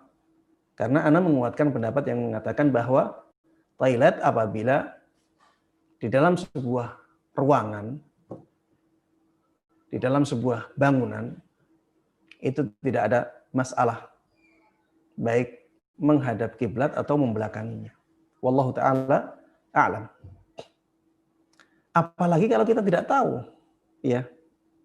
Apalagi kalau kita tidak tahu arah kiblat itu mana. Maka ini lebih ringan lagi hukumnya. Ya. Kemudian apabila ada seseorang yang dia beranggapan bahwa buang hajat menghadap kiblat atau membelakanginya itu haram secara mutlak. Misalnya dia berpendapat demikian dan mendapati toilet seperti itu. Bagaimana Ustadz? Ya sudah, ya. Kalau bisa tidak menghadap ke kiblat, silahkan bisa tidak menghadap ke kiblat atau tidak membelakanginya. Tapi kalau tidak bisa, ya bagaimana lagi? Ya harus ke toilet itu, ya silahkan ke toilet itu. Kemudian setelah itu banyak beristighfar kepada Allah Subhanahu wa Ta'ala. Mudah-mudahan Allah mengampuni dosanya. Ini bagi orang yang beranggapan atau menguatkan pendapat yang mengatakan bahwa menghadap atau membelakangi kiblat saat buang hajat itu diharamkan baik di luar ruangan ataupun di dalam ruangan. Tapi kalau sesuai yang ana lihat ya, yang lebih kuat bagi ana adalah pendapatnya Imam Syafi'i rahimahullahu taala yang membedakan antara toilet yang di dalam ruangan atau dengan toilet yang di luar ruangan. Kalau toiletnya di dalam ruangan, maka tidak mengapa kita menghadap ke kiblat atau membelakanginya. Namun tetap saja yang lebih utama adalah tidak menghadap dan tidak membelakangi kiblat sama sekali. Tapi apabila toiletnya di luar ruangan, maka kita tidak boleh menghadap ke kiblat atau membelakanginya. Wallahu taala a'lam. Baik, yang kedua, Assalamualaikum warahmatullahi wabarakatuh. Waalaikumsalam warahmatullahi wabarakatuh. Apakah membuang sampah di jalan atau di sungai juga termasuk ke dalam hadis yang pertama, yang kedua, yang ketiga, dan yang keempat? Kalau membuang sampah, ya, ini mengganggu orang, ya. Membuang sampah di jalan atau di sungai, ini mengganggu orang jelas, ya. Tapi tingkat gangguannya biasanya tidak seperti yang pertama, ya. Tidak seperti yang disebutkan dalam hadis. Karena gangguan yang ada dalam hadis itu gangguan yang sangat, ya, sangat besar pengaruhnya bagi manusia. Sehingga orang yang mendapatkan gangguan seperti itu biasanya memang berdoa dengan doa-doa yang buruk, ya. Karena dia merasa dizalimi sekali. Ini orang kok ada yang buang air besar, buang hajat di tempat seperti ini. Dia akan sangat terganggu dan akan pergi, gitu. Sangat tidak nyaman di situ. Berbeda kalau buang sampah, ya. Ini buang sampah di seberang tempat, ini sesuatu yang tidak baik juga. Ya, sesuatu yang bisa mengganggu orang lain. Tapi saya tidak melihat gangguannya sampai pada derajat yang disebutkan di dalam hadis. Ya, sehingga ancamannya tidak sampai seperti itu. Wallahu taala a'lam. Tapi ya tetap saja, ya, kalau kita buang sampah, maka carilah tempat-tempat yang diperuntukkan untuk buang sampah. Karena selama kita bisa tidak mengganggu orang lain, ya, sekecil apapun gangguan itu, maka lakukan. Dan di situ ada pahala. Ketika kita berusaha untuk tidak mengganggu orang lain, maka ada nilai pahala di sana. Dan saya sudah sering sampaikan, ya, kalau kita ingin semangat untuk melakukan kebaikan, maka ingat pahalanya. Sisi pahala ini bisa menjadikan kita ringan untuk melakukan kebaikan. Ya. Orang mungkin akan bertanya-tanya, ngapain sih kita capek-capek cari tempat sampah? Ngapain capek-capek cari tempat sampah? Ini orang seperti ini kalau dia tidak ingat pahala. Tapi kalau dia ingat pahala, iya, saya memang berusaha untuk cari tempat sampah agar mendapatkan pahala. Karena dengan seperti itu, saya bisa tidak mengganggu orang lain. Saya bisa menghindari gangguan terhadap orang lain. Ketika kita ingat pahala, maka kita akan semangat dalam melakukan kebaikan. Allah Ta'ala a'lam.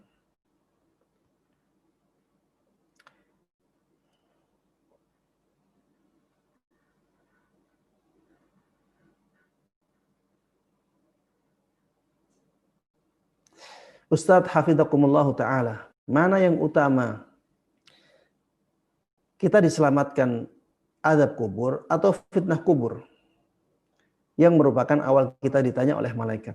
Apakah setelah kita selamat dari pertanyaan malaikat di dalam kubur merupakan pertanda kita akan masuk surga? Taib. Mana yang utama? Taib, pertanyaan yang unik, ya. Taib. Di dalam kubur ada siksa kubur, ada fitnah kubur. Ada siksa kubur, ada fitnah kubur. Fitnah kubur itu maksudnya adalah ujian. Ujian di dalam kuburan. Ujian di alam kubur. Ujiannya berupa apa? Ujiannya berupa pertanyaan yang disampaikan oleh malaikat. pertanyaan yang disampaikan oleh malaikat yang disebut dalam sebuah riwayat namanya Munkar dan Nakir. Dua malaikat yang ditugasi oleh Allah Subhanahu wa taala khusus untuk menyampaikan ya ujian itu, menyampaikan fitnah kubur itu atau menjalankan fitnah kubur. Sedangkan azab kubur adalah siksaan yang diterima oleh ahli kubur karena kemaksiatannya. Dan azab kubur ini sangat bergantung dengan fitnah kubur. Kalau orang yang baik, ya, kalau orang itu baik, itu dia akan mudah untuk melewati fitnah kubur. Sehingga dia selamat dari azab kuburnya. Orang-orang yang buruk, orang-orang yang jahat, orang-orang yang bejat, orang-orang kafir, mereka akan kesulitan untuk melewati fitnah kubur. Mereka tidak akan lulus ya dari fitnah kubur sehingga akhirnya mereka akan disiksa di alam kuburnya. Sehingga orang yang selamat dari fitnah kubur, Allah Ta'ala alam ya, itu biasanya dia akan selamat dari azab kubur. Biasanya akan selamat dari azab kubur. Sedangkan orang yang tidak lulus dari fitnah kubur itu pasti akan diazab oleh Allah Subhanahu wa taala di alam kuburnya. Wallahu taala a'lam. Makanya kita diperintahkan untuk berlindung kepada Allah Subhanahu wa taala dari fitnah kubur dan juga dari azab kubur. Bahkan Rasulullah Shallallahu alaihi wasallam memberikan perintah kepada kita untuk berlindung dari fitnah kubur dan azab kubur ini di setiap akhir salat kita. Allahumma inni a'udzubika min adzabil qabri wa min adzabin nar. Azab kubur disebutkan pertama kali. Kemudian setelah itu azab neraka. Ya Allah, aku berlindung kepadamu dari azab kubur dan azab neraka. Wa min fitnatil mahyaya wal mamat, dan dari ujian ketika hidup dan ujian ketika mati. Ujian ketika mati itulah fitnah kubur. Ya, itulah fitnah kubur. Wa min fitnatil masihid dajjal, dan dari ujian yang datang dari al-masih ad-dajjal.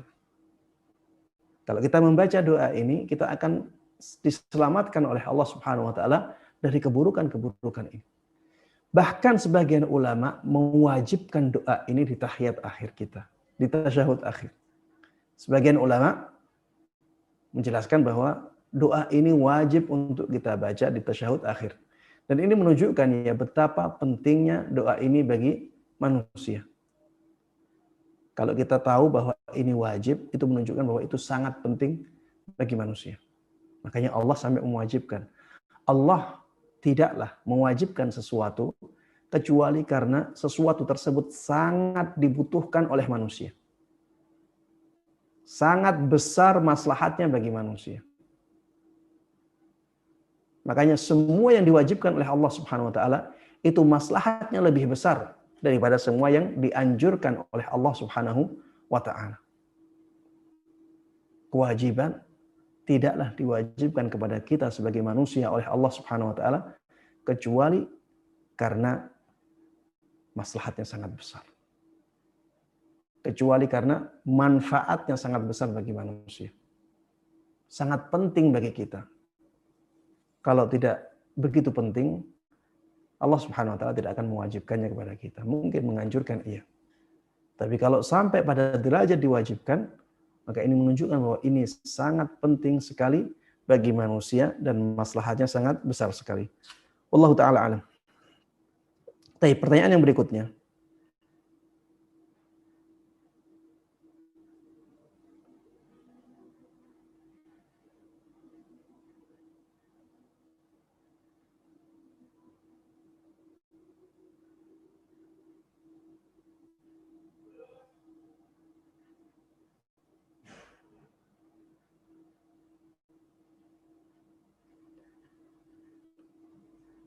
Baik. Ini ada pertanyaan belum pernah saya dengar juga. Barakallahu fikum wa fikum barakallah. Izin bertanya Ustadz, adakah dalil pemberian gelar Rasulullah Sallallahu Alaihi Wasallam dan sebab apa gelar tersebut berbeda dengan nabi yang lain dan apa keutamaannya? Baik. Ketika dikatakan Rasulullah Sallallahu Alaihi Wasallam, memang ya ingatan kita kepada Nabi Muhammad Sallallahu Alaihi Wasallam. Ya, pikiran kita langsung menuju ke Nabi Muhammad Sallallahu Alaihi Wasallam. Gelar ini sebenarnya bukan untuk Rasulullah saja, bukan untuk Nabi Muhammad saja, tapi juga untuk Rasul-Rasul sebelumnya. Ya, umatnya Nabi Musa alaihi salam, mereka akan menyebut Nabi Musa sebagai Rasulullah, utusan Allah Subhanahu wa taala. Umatnya Nabi Isa di zaman beliau masih hidup, di zaman beliau belum diangkat ke langit. Ya, karena beliau belum meninggal sampai saat ini. Tapi beliau diangkat ke langit, ya. Umatnya Nabi Isa ketika beliau belum diangkat ke langit menyebut beliau sebagai Rasulullah, utusan Allah Subhanahu wa taala. Kenapa kita menyebut Nabi Muhammad sallallahu alaihi wasallam sebagai Rasulullah? Karena memang ya beliau adalah utusan Allah Subhanahu wa taala. Kalau dikatakan bahwa ini khusus, ini sebutan khusus untuk Rasulullah, kita katakan tidak, ya. Itu bukan khusus untuk Rasulullah saja. Tapi juga untuk rasul-rasul yang lain, ya, umatnya akan menyebut ya nabinya sebagai Rasulullah sallallahu alaihi wasallam. Di dalam bahasa Arab, ya, atau dalam bahasa Indonesia mungkin juga ada, ya. Ada kata-kata yang memang untuk sesuatu yang sudah masyhur sehingga disingkat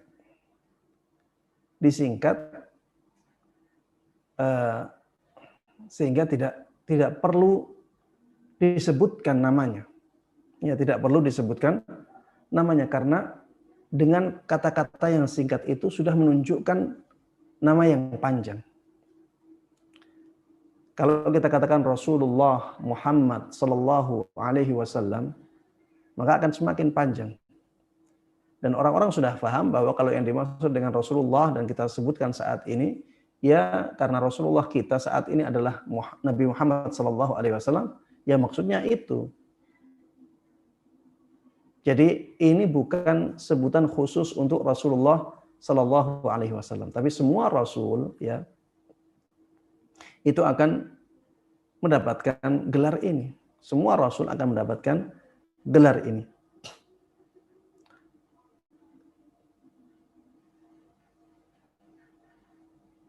Bukan dikatakan berbeda dengan gelar nabi yang lain, ya. Memang di sana ada perbedaan antara nabi dan rasul, ya. Tapi kalau dia seorang rasul, maka ya gelarnya Rasulullah. Tidak ada perbedaan antara Rasul Muhammad sallallahu alaihi wasallam dengan rasul-rasul yang lain dalam masalah gelar ini. Wallahu taala a'lam.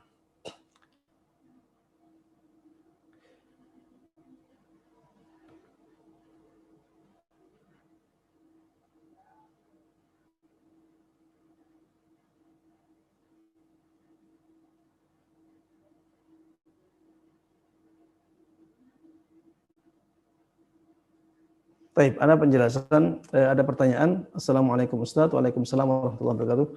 Bolehkah kita minta didoakan kepada ahli ilmu dan teman yang kita anggap baik akidahnya atas musibah yang sedang kita hadapi? Jawabannya boleh. Ini termasuk di antara tawasul dengan doanya orang-orang yang kita lihat saleh. Dulu para sahabat ya banyak yang meminta doa kepada Rasulullah sallallahu alaihi wasallam. Dan Rasulullah sallallahu alaihi wasallam tidak ingkari. Rasulullah selalu doakan kecuali pada keadaan-keadaan tertentu. Ya. Seperti sahabat Abu Hurairah meminta agar Rasulullah sallallahu alaihi wasallam berdoa, ya, agar ibunya diberikan hidayah, dan Rasulullah doakan. Tidak Rasulullah ingkari permintaan itu. Bahkan Rasulullah ya sanggupi, dan akhirnya dengan doa tersebut ibu sahabat Abu Hurairah masuk Islam. Begitu pula ya kisah seorang sahabat yang buta. Kisah seorang sahabat yang buta ingin didoakan oleh Rasulullah SAW agar kebutaannya disembuhkan. Dan akhirnya sembuh. Rasulullah doakan dan akhirnya sembuh. Kemudian kisah seorang sahabat yang meminta agar Rasulullah berdoa untuk meminta hujan.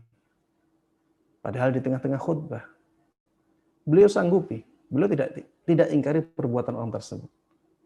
Beliau berdoa agar Allah menurunkan hujan. Dan turunlah hujan ketika itu. Di pekan berikutnya, ada sahabat lagi, ya, wallahu alam apakah sahabat yang sama atau sahabat lain, datang di waktu khutbahnya Nabi Shallallahu Alaihi Wasallam dan meminta agar Allah menghentikan hujan. Rasulullah Shallallahu Alaihi Wasallam sanggupi permintaan tersebut. Rasulullah berdoa mudah-mudahan hujan diturunkan di pinggiran kota Madinah, bukan di tengah kota Madinah. Dan akhirnya yang terjadi seperti itu, seakan-akan langit ya ada lubang di langit dan membesar sehingga menjadikan hujan turun hanya di pinggiran kota Madinah, tidak ya mengguyur kota Madinah. Dan masih banyak sahabat-sahabat yang lain, kisah-kisah sahabat yang meminta doa kepada Rasulullah Sallallahu Alaihi Wasallam dan Rasulullah Sallallahu Alaihi Wasallam mengiyakan, menyanggupi. Ini menunjukkan bahwa meminta doa kepada orang-orang yang soleh itu dibolehkan. Kalau tidak dibolehkan, tentunya Rasulullah akan ingkari. Bahkan Rasulullah Sallallahu Alaihi Wasallam memerintahkan kepada sahabat Umar ibnu Khattab radhiyallahu taala anhu untuk meminta doa kepada seorang tabi'in yang paling utama, yaitu Uwais Al-Qarni. Dan sahabat Umar ibn Khattab benar-benar melakukan perintah itu. Benar-benar melakukan pesan itu.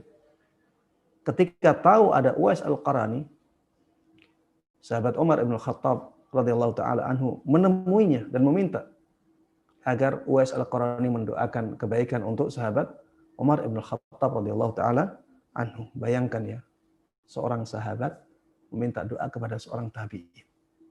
Tapi itu atas pesan dari Nabi kita Muhammad sallallahu alaihi wasallam. Ini menunjukkan bahwa meminta doa kepada orang yang saleh itu dibolehkan. Dan ini tidak mengganggu tawakal, kita sama sekali. Ya, tawakal artinya adalah menyerahkan hasil dari usaha kita kepada Allah Subhanahu wa taala, menyerahkan atau menyandarkan hasil dari perbuatan kita itu kepada Allah Subhanahu wa taala, bahwa itu yang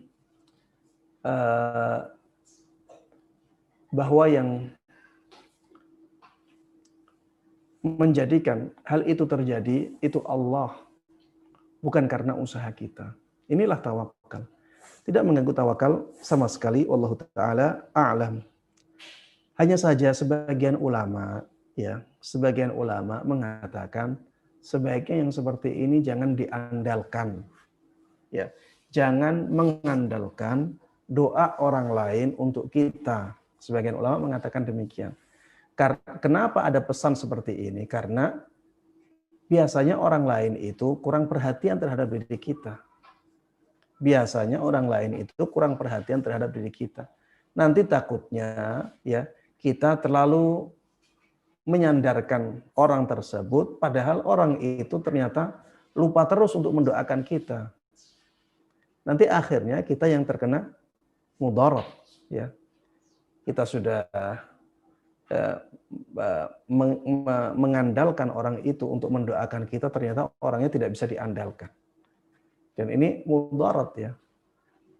Atau bisa juga ada efek bahwa seseorang akan mengandalkan doa orang lain sehingga dia tidak berusaha untuk memantaskan dirinya agar doanya mustajab. Dia tenang-tenang saja. Dia tidak mau misalnya melakukan ketaatan. Tidak mau mendekatkan diri kepada Allah Subhanahu wa taala. Sudah cukup biar orang lain yang mendoakan saya. kalau ada efek seperti ini tentunya tidak baik ya, tentunya menjadi tidak baik ya. Tapi pada asalnya meminta doa kepada orang yang kita anggap sebagai orang yang saleh itu tidak ada masalah sama sekali. Dan ini banyak dilakukan oleh orang-orang di zaman ini juga ya. Kemarin saya baca pesan dari salah seorang muridnya Syekh Ali Hasan Al-Halabi. Ya, beliau menyebarkan pesan pemberitahuan bahwa Syekh Ali Hasan Al-Halabi masuk rumah sakit karena penyakit corona. Beliau mengatakan, saya tidaklah menyebarkan pesan ini kecuali agar beliau mendapatkan doa dari banyak orang. Ya, seperti ini tidak ada masalah sama sekali. Wallahu ta'ala a'lam. Taib.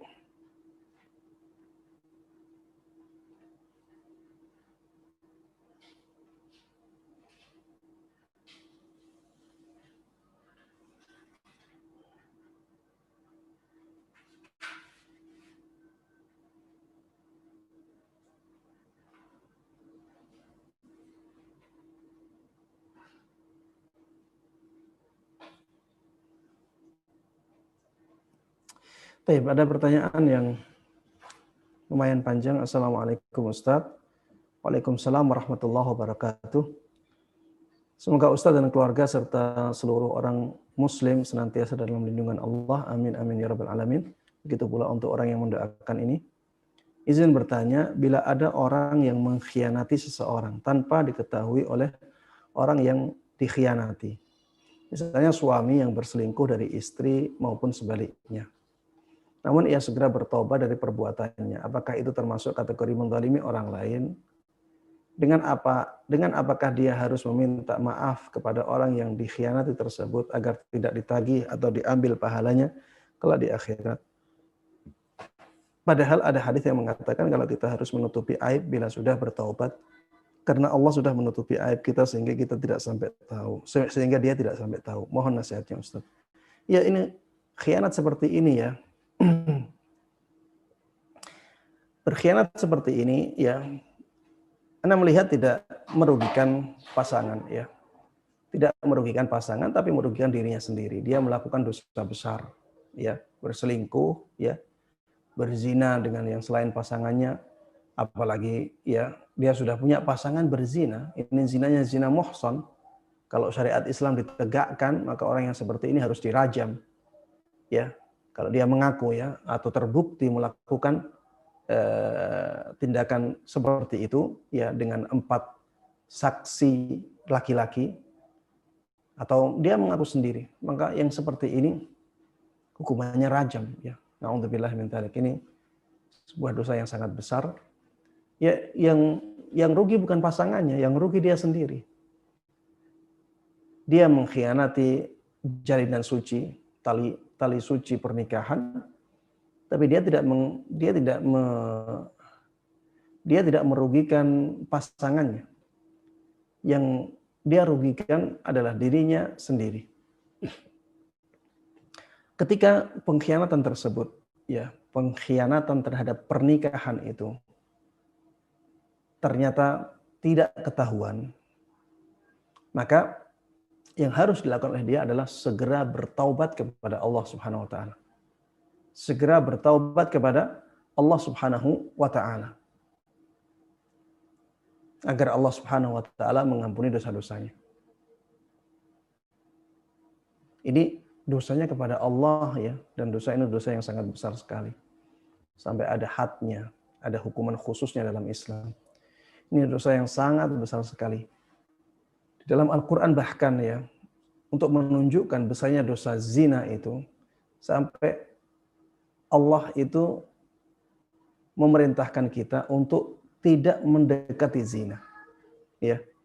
Ada perintah yang intinya adalah jangan sampai mendekati zina. Ini menunjukkan bahwa zina itu sesuatu yang sangat besar sekali dosanya, sampai mendekatinya saja dilarang, apalagi sampai melakukannya. Ya. Mendekatinya saja dilarang, apalagi sampai melakukannya. Maka ya segeralah bertaubat kepada Allah Subhanahu wa taala, tidak usah diceritakan kepada orang lain. Ya, dan taubatlah dengan taubatan yang dengan taubatan nasuha, dengan taubat yang sesungguhnya, yaitu dengan melakukan 3 hal ya. Yang pertama, sesali dengan penyesalan yang hakiki dosa tersebut. Kemudian yang kedua, berhenti dari dosa itu. Kemudian yang ketiga, harus ada tekad untuk tidak melakukannya di waktu-waktu yang akan datang. Harus punya tekad yang kuat ya untuk tidak melakukannya di waktu yang akan datang. Ini harus kita lakukan dengan jujur dan tulus dari hati kita agar taubat kita menjadi taubat yang nasuha, yang benar-benar diterima oleh Allah Subhanahu wa taala. Baik.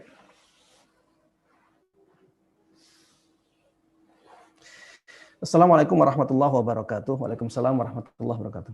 Ustadz, bagaimana dengan orang sakit yang menggunakan kateter untuk buang air kecil dan ditampung di satu wadah untuk beberapa lama?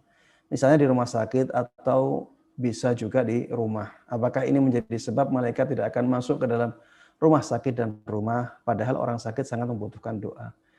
Iya, enggaklah. Ini kan pembahasan tentang orang yang biasa, ya.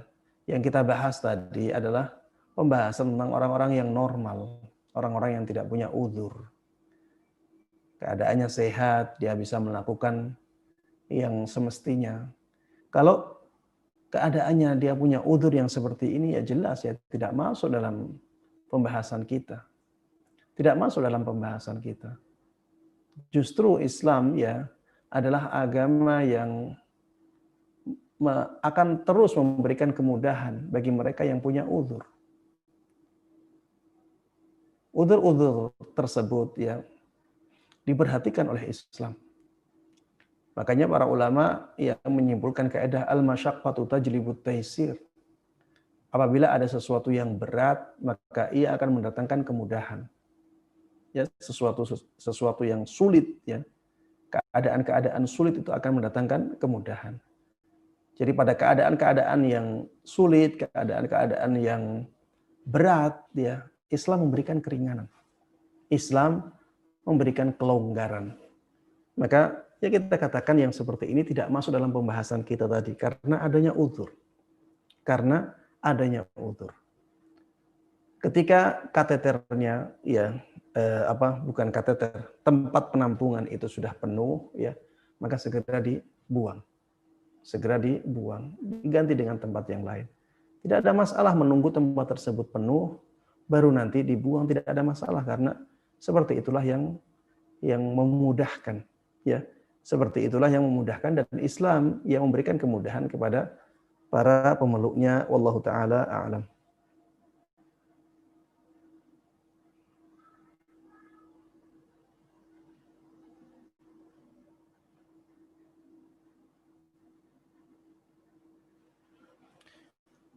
Pertanyaan yang berikutnya, pertanyaan yang ke-9. Assalamualaikum Ustaz. Waalaikumsalam warahmatullahi wabarakatuh. Apakah dalam syariat dibolehkan seorang ibu yang memiliki hanya 2 anak laki-laki, ia mengajarkan anaknya untuk membantu pekerjaan wanita seperti memasak, beberes rumah? Apakah ini dalam syariat menjadi tercela khawatir banyak anak laki-laki yang tabiatnya menjadi serupa wanita? Tidak tercela ya. Ini masuk dalam masuk dalam bab mendidik anak-anak ya untuk berbakti kepada orang tuanya. Berbakti kepada ibunya. Tidak ada masalah sama sekali ya. Seorang anak laki-laki ya tidak ada aib bagi dia untuk memasak. Apa aibnya anak laki-laki masak? Tidak ada aibnya. Apa aibnya anak laki-laki membersihkan rumah? Tidak ada aibnya. Itu bukan sesuatu yang menurunkan derajat laki-laki, tidak ya. Tapi memang ya ketika suami istri ada di rumah ya. Kemudian yang laki-laki dia punya tugas di luar rumah, yang perempuan di rumah, maka di sini ada pembagian tugas. Di sini ada pembagian tugas. Yang laki-laki biar diserahi urusan luar rumah, ya.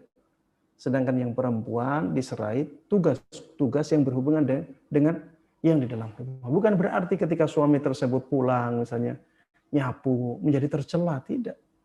Ketika suami tersebut pulang ingin masak sendiri menjadi tercela, juga tidak demikian. Justru ketika suami itu mau membantu istrinya, ya, menjadi baik. Bagaimana seorang suami bisa membantu istrinya masak kalau suaminya tidak bisa masak? Suami yang bisa masak akan mudah dalam membantu istrinya yang sedang masak. Atau suami memasakkan istrinya, tidak ada masalah. Ya, sesekali itu dilakukan oleh suami ketika waktunya longgar, tidak ada masalah sama sekali. Dan ibu yang mendidik anaknya untuk memasak, untuk beberes, untuk nyuci, ini suatu pendidikan yang bagus ya. Alasan bahwa ini tidak baik karena nanti tabiatnya serupa dengan wanita, ini tidak benar ya, tidak, kekhawatiran yang tidak berdasar. Ini kekhawatiran yang tidak berdasar sehingga tidak perlu diperhatikan.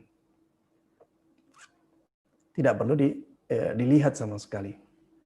Karena ketika orang masak, laki-laki masak, dia masih bisa menjaga kelelakiannya. Tidak otomatis menjadi bencong, ya. Ketika ada laki-laki nyapu biasa, apalagi di zaman ini orang-orang yang ngekos, dia sendiri yang di kosnya. Kalau laki-laki dia sendiri yang harus membersihkan kosnya, dia sendiri yang harus menyediakan makanannya, ya. Dia sendiri yang harus membersihkan bajunya, dia sendiri harus menyetrika bajunya. Tidak ada masalah, itu tidak, ya. Kekhawatiran anak laki-laki tabiatnya serupa dengan wanita ini tidak berdasar. Wallahu taala a'lam. Baik. Pertanyaan yang berikutnya. Assalamualaikum Ustaz. Waalaikumsalam warahmatullahi wabarakatuh. Bagaimana kalau kencing di kolam renang? Ini banyak terjadi ya. Karena masih banyak orang yang kencing di kolam renang, dan bagaimana kencing yang dikumpulkan itu di piss pot. Bagaimana kencing yang dikumpulkan itu di piss pot? Saya tidak tahu piss pot ini apa. Apakah malaikat juga tidak mau masuk? Untuk yang pertama, yang kencing di kolam renang, ini masuk dalam larangan. Ini masuk dalam larangan. Karena air kolam renang itu, meskipun nantinya dialirkan, tapi ketika dipakai, orang-orang datang ke situ dan memanfaatkannya. Maka kencing di kolam renang ini diharamkan, tidak dibolehkan. Walaupun kita katakan kan itu airnya banyak, Ustaz. Itu kan airnya banyak. Sehingga airnya tidak najis. Iya, memang airnya tidak najis karena banyaknya air itu. Sehingga kencingnya tidak mengubah ya sifat-sifat air. Warnanya tetap warna bening, ya. Kemudian rasanya juga tidak berubah, dari baunya juga tidak berubah. Tapi Rasulullah melarang kita untuk kencing di air yang tidak mengalir, di air yang dikumpulkan dan tidak dialirkan. Dan ilahnya adalah akan mengganggu banyak orang. Ilahnya adalah akan mengganggu banyak orang walaupun tidak dirasakan. Ya, walaupun tidak dirasakan. Tapi kalau setiap orang nanti kencing, ya apa yang terjadi? Setiap orang kencing di situ, apa yang terjadi? Maka ya harusnya yang ingin kencing ke toilet dulu. Pergi ke toilet, kencing, baru setelah itu masuk lagi ke kolam renang. Wallahu taala a'lam.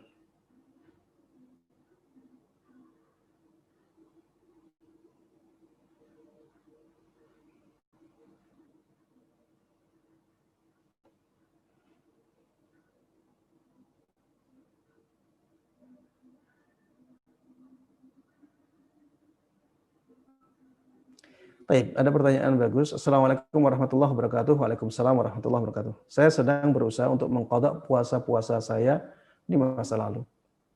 Qadarullah keadaan kesehatan kurang baik. Saya mengetahui untuk qadha puasa tidak boleh dibatalkan. Tapi bolehkah saya mencoba berpuasa, tapi jika merasa tubuh kurang baik, saya berbuka? Boleh, tidak ada masalah. Qadha tidak boleh dibatalkan ketika tidak ada udzur. Sebagaimana puasa Ramadan tidak boleh dibatalkan ketika tidak ada udzur. Puasa Ramadan menjadi boleh dibatalkan ketika ada udzur. Misalnya sakit. Di awal hari kelihatannya sehat, kemudian di tengah hari mahnya kambuh. Dan dia punya mah yang akut, kalau dibiarkan akan sangat membahayakan. Boleh bagi dia untuk berbuka. Begitu pula dalam masalah qadha. Qadha juga demikian. Qadha puasa Ramadan itu memang pada asalnya tidak boleh dibatalkan apabila tidak ada uzur. Kalau ada uzur maka menjadi boleh dibatalkan. Uzur ini alasan yang kuat yang sesuai dengan syariat, yang dibenarkan oleh syariat. Itulah yang dimaksud dengan uzur.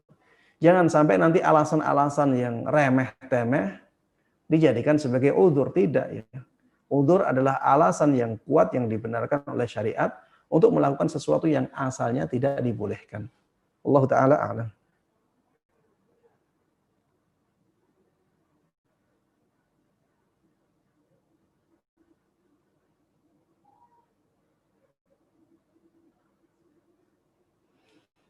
Assalamualaikum warahmatullahi wabarakatuh. Waalaikumsalam warahmatullahi wabarakatuh. Dalam kondisi pandemi sekarang ini di mana masjid masih memberi jarak antar jamaah, apakah dengan menaruh tas atau jaket di antara saf termasuk memutus saf? Syukran atas penjelasannya Ustaz. Wa jazakallahu khairan. Baik, waalaikumsalam warahmatullahi wabarakatuh dan terima kasih juga atas pertanyaannya.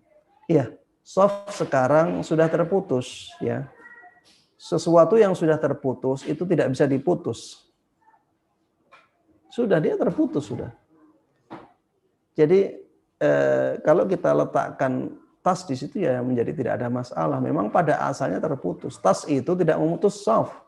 Oh memang shafnya sudah terputus dari awal. Ya, maka tidak ada masalah meletakkan jaket atau tas di samping kita ketika shafnya sudah terputus seperti itu. Ya, ya mudah-mudahan Allah Subhanahu Wa Taala mengangkat ya bala, mengangkat wabah yang sekarang ya banyak menjangkiti manusia ya, bahkan orang-orang yang mulia pun ya banyak yang terkena wabah ini. Mudah-mudahan yang terkena wabah ini disembuhkan oleh Allah Subhanahu wa taala dengan segera, terutama mereka yang saleh, mereka yang baik, mereka yang manfaatnya besar bagi kaum muslimin dan bagi agama Islam. Dan mudah-mudahan yang sehat ya dilindungi oleh Allah Subhanahu wa taala, dijaga oleh Allah Subhanahu wa taala dari wabah ini. Amin amin ya rabbal alamin. Demikian yang bisa Ana sampaikan dan bisa Ana baca dari pertanyaan-pertanyaan yang ada. Mudah-mudahan Allah Subhanahu wa taala menjadikan kita semuanya orang-orang yang bisa terus mempertahankan diri untuk berjalan di atas jalan yang lurus, jalan yang digariskan oleh Allah Subhanahu wa taala untuk menuju surganya. Amin amin ya rabbal alamin. Mari kita tutup kajian ini dengan doa kafaratul majlis. Subhanakallahumma wa bihamdik asyhadu an la ilaha illa anta astaghfiruka wa atubu ilaik. Assalamualaikum warahmatullahi wabarakatuh. Waalaikumsalam warahmatullahi wabarakatuh. Barakallahu fikum Ustadz, terima kasih atas ilmu dan nasihatnya khususnya untuk Ana pribadi dan semoga berguna bagi kaum muslimin lainnya. Jamaah yang dimuliakan Allah, terima kasih atas waktunya untuk mengikuti kajian pagi hari ini. Untuk jadwal kajian berikutnya hari Sabtu pagi bersama Ustadz Ali Musri Hafizahullah Ta'ala, atau bisa dilihat di media sosial, media komunikasi langit dan Telegram. Kami dari panitia mengucapkan mohon maaf bila ada salah dan kekurangan. Jazakallahu khair. Wassalamualaikum warahmatullahi wabarakatuh.